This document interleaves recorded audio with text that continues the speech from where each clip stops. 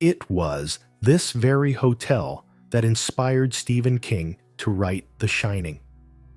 In 1974, he spent just one night here, but he never returned again. They say you can still hear children laughing in the empty hallways, and sometimes the doors open on their own. Most of the stories come from room 217, where guests have seen the figure of a woman in an old maid's uniform, fading away into thin air. Others have heard a piano start to play by itself in the middle of the night. The Stanley Hotel is a place where time has stopped, and where the past still breathes among the living. Before we begin tonight's story, I'd be grateful if you subscribed.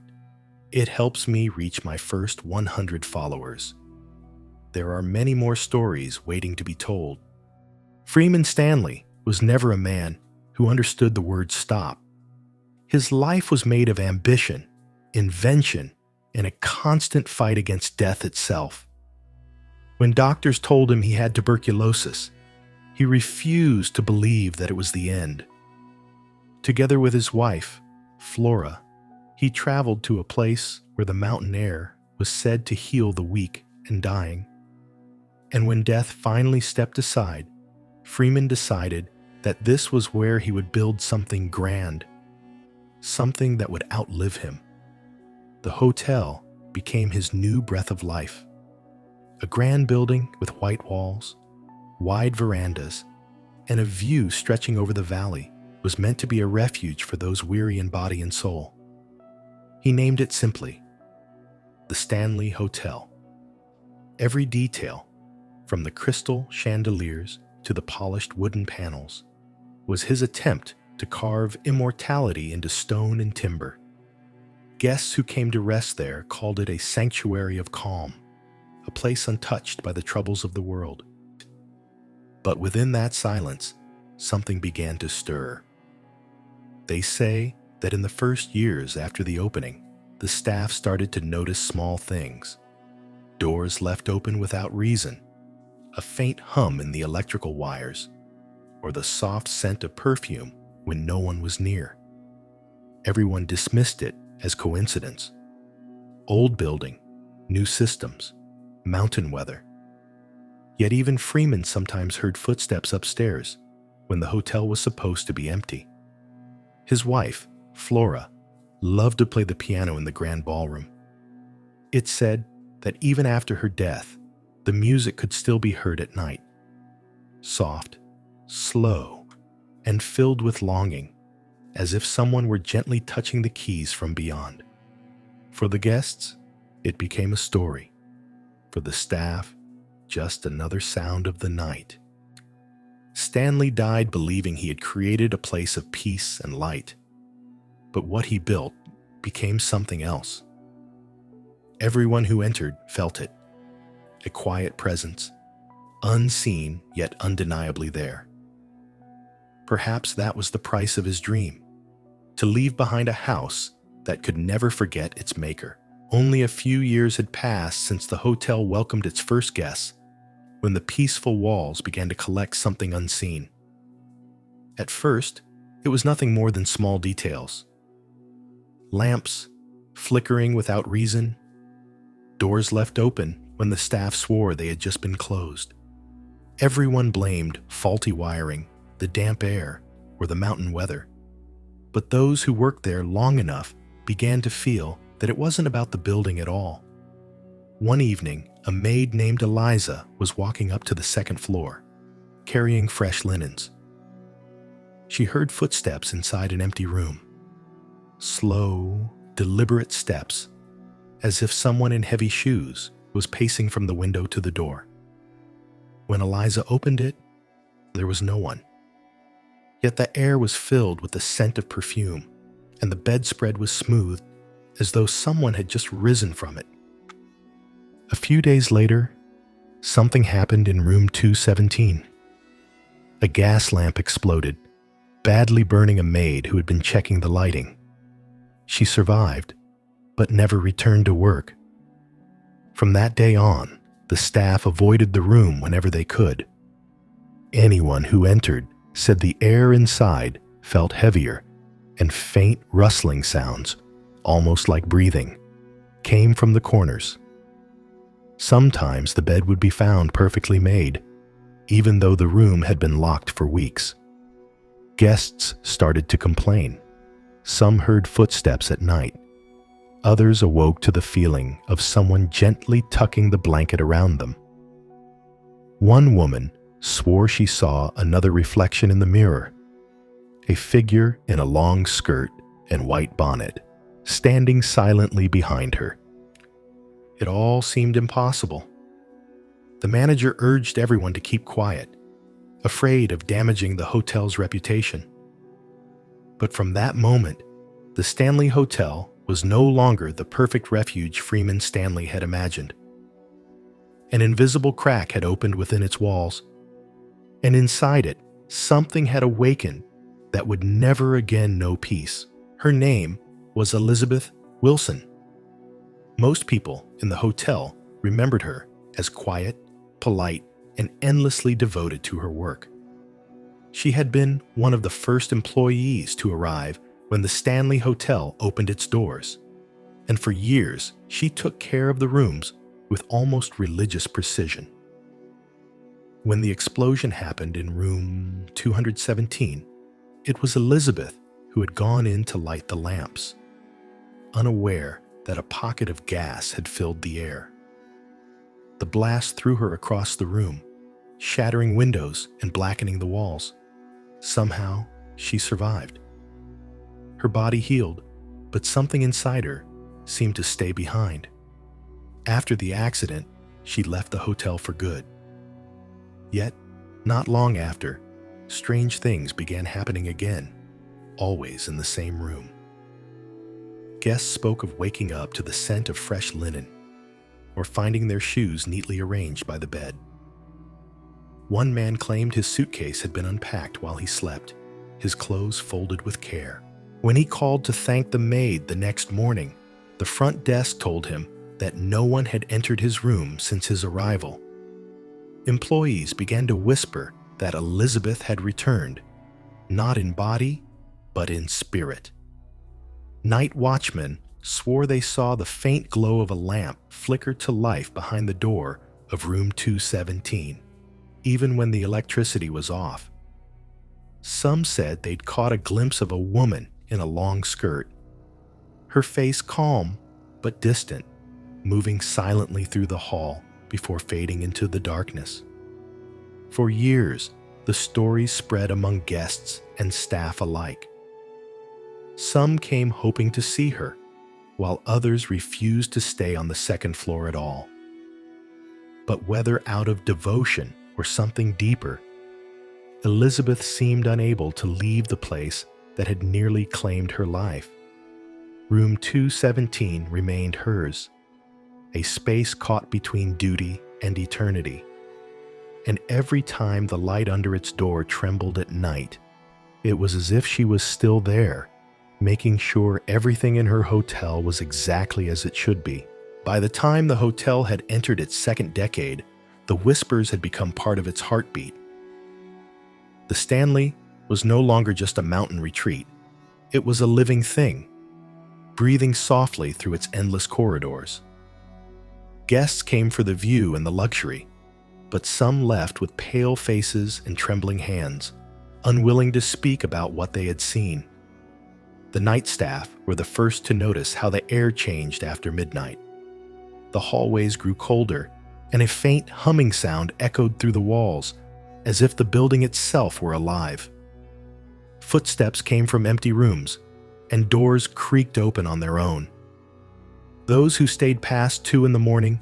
often spoke of the same sensation, as though someone were walking just behind them, close enough to hear their breath. A bellboy once claimed he heard a woman's voice calling his name from down the hall. He followed it, turning corner after corner, but every time he reached the end of a corridor, the voice drifted farther away. When he finally stopped, exhausted, he realized he had circled the entire floor and returned to where he started.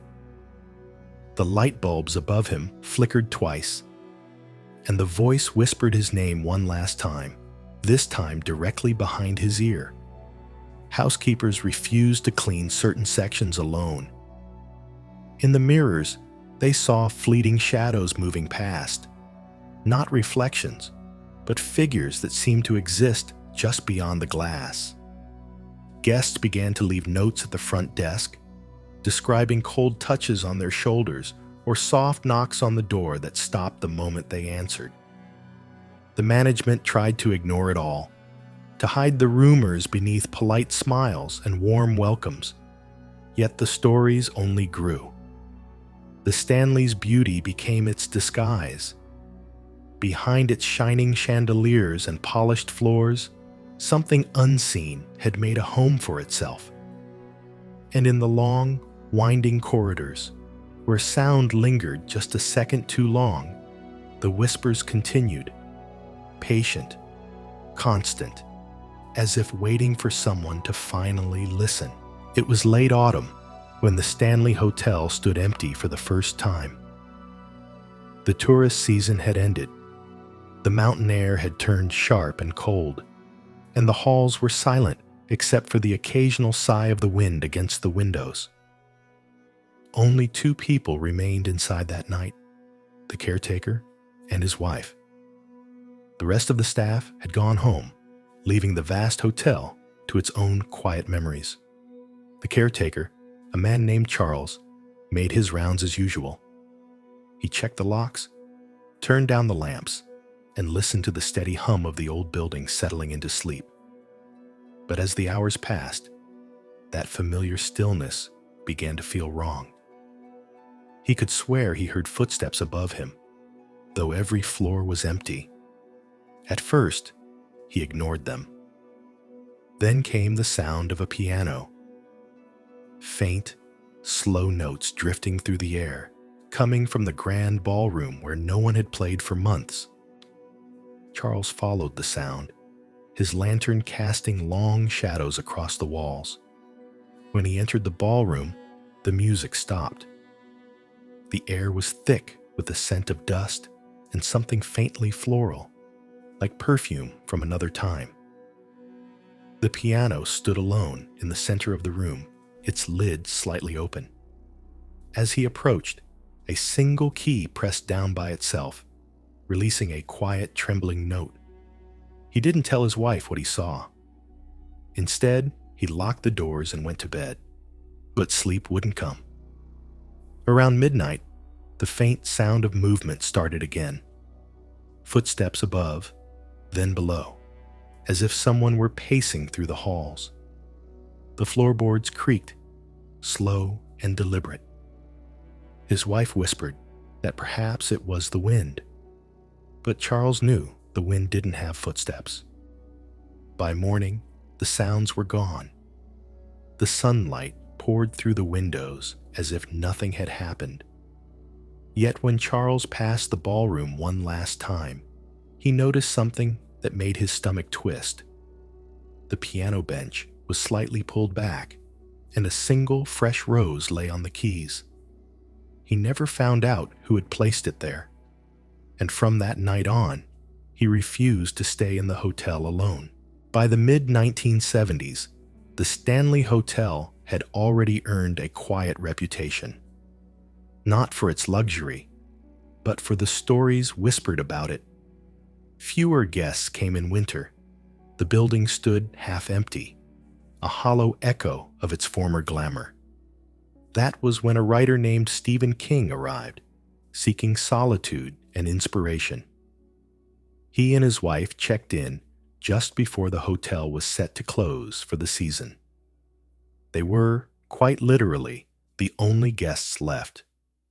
The manager offered them room 217, the same room that the staff avoided and locals spoke of in hushed tones. King laughed at the idea of haunted rooms. To him, it was perfect. Quiet, isolated, and surrounded by the kind of silence that makes a man's thoughts louder than ever. That evening, he walked the long corridors alone, listening to the hum of the heating pipes, the creak of old wood, and the emptiness that seemed to breathe around him. Later that night, King dreamed. In the dream, his young son ran through the hotel's endless hallways, screaming. A fire hose, coiled on the wall, came alive and began to chase the boy. When King woke up, drenched in sweat, he felt a presence in the room, faint but real, like someone watching from the corner. The air was cold enough that he could see his own breath. And just before he turned on the light, he thought he heard something. A child laughing softly, followed by the sound of small feet running across the floorboards. He didn't sleep again. At dawn, he walked into the empty bar and ordered a drink. The chairs were all stacked, the lights dim. Yet for a moment, he swore he saw a bartender polishing a glass and nodding at him with a smile that didn't feel quite human. Then the vision was gone, leaving only the quiet hum of the hotel and the taste of fear he couldn't explain. King and his wife left that morning. He didn't speak much on the drive home, but the image of those endless hallways, the echo of unseen laughter, and the shadowed corners of room 217 stayed with him. In the weeks that followed, he began to write. What emerged from that night of unease would become one of the most haunting stories ever told, The Shining. After The Shining was published, the Stanley Hotel was no longer just a quiet relic of another era. It became a legend. Curious travelers, horror enthusiasts, and self-proclaimed ghost hunters began to arrive from every corner of the country. They wanted to see the place that had terrified one of the world's greatest writers, to walk the same halls, to spend a night in room 217. If they dared. The management, once cautious about the hotel's eerie reputation, quickly realized the power of it. Ghost tours were added. Candlelit walks through the halls where guests listened to stories whispered in the dark. The ballroom piano would sometimes play a few notes on its own during a tour, sending gasps through the crowd. Some claimed it was a clever trick by the guides. Others swore it was Flora Stanley, still keeping her promise to fill the hotel with music. Television crews arrived next. Teams with infrared cameras, motion sensors, and recorders tuned to catch voices from the other side. What they found was always the same. Flickering lights, sudden cold spots, whispers caught on tape that no one could explain. In one recording, a faint woman's voice could be heard saying, "We're still here." Guests continued to report strange experiences. Laughter coming from empty rooms, shadows that moved against the direction of the light, the unmistakable feeling of being watched. Some woke in the middle of the night to find their blankets neatly pulled up or the closet door slightly open. And always, there was the same question whispered among visitors. Were they all imagining it? Or was the Stanley Hotel still alive in ways no one could understand? The hotel thrived. Weddings, conferences, ghost tours, all under the same roof, where time seemed frozen.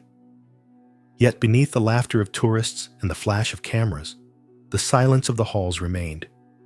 A silence that listened, a silence that waited. Even now, when the last guests fall asleep and the lights dim, footsteps still echo through the corridors. The Stanley Hotel doesn't rest. It never has. And perhaps it never will. Time has not softened the Stanley Hotel. It has only deepened its silence. The paint has been renewed, the floors polished, the chandeliers restored to their old brilliance, yet the air inside still carries something ancient. Every renovation seems to awaken the walls rather than quiet them, as if the building itself remembers too much to ever rest. Those who work there now speak more carefully about what they see. They don't tell the guests about doors that open before anyone touches them, or about the soft hum that moves through the hallways long after midnight. They don't mention how the temperature can drop in an instant, how the mirrors sometimes seem to hold reflections that linger a second too long. But those who've been there for years, they know. The hotel listens. Some nights, when the fog drifts low and the mountain wind slips through the cracks, faint music fills the air. A piano plays a tune no one recognizes. Footsteps echo on the upper floors. The elevator moves on its own, its light glowing softly behind closed doors.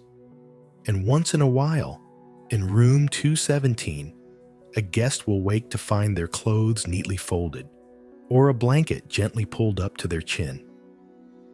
They call the front desk, confused, and the clerk simply smiles and says, "That's just Mrs. Wilson.